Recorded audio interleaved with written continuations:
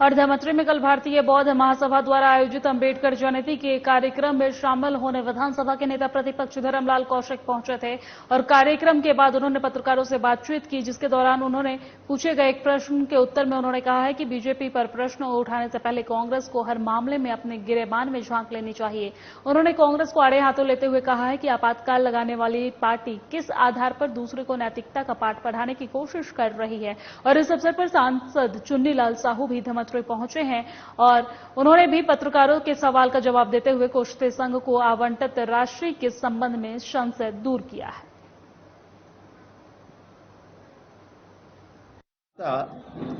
Doctor Bhimrao Ambedkar ji का जन्म जयंती का कार्यक्रम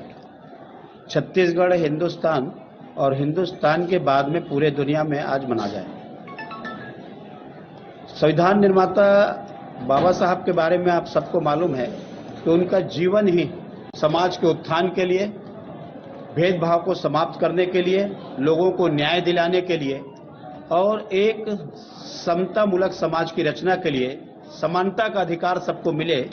उसके लिए उनका जन्म हुआ था, ऐसा हम मान सकते हैं। जिनके जीवन के बारे में जितना विस्तार से जाएंगे, लेकिन जिस प्रकार से उन्होंने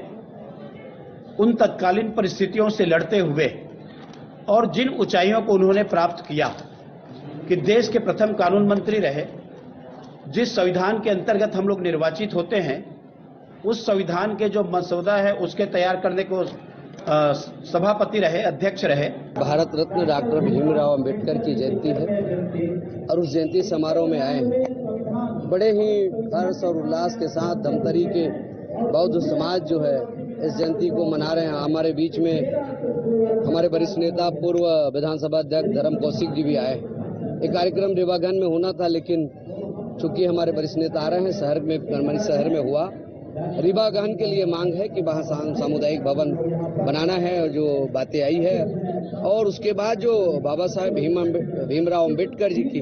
जो मार्गदर्शन है, उनके बताए रास्ते में चलने के लिए समाज सारे एकजुट हैं। और जिस प्रकार से भारत के यशस्वी प्रधानमंत्री विश्व प्रिय नेता के द्वारा डॉक्टर अंबेडकर के जयंती को शासकीय अवकाश घोषित किए हैं, आज समाज बहुत गौरवान्वित महसूस कर रहा है। बहुत हर्षोल्लास है कि इतने महान पुरुष जिन्होंने संविधान का निर्माण कराया,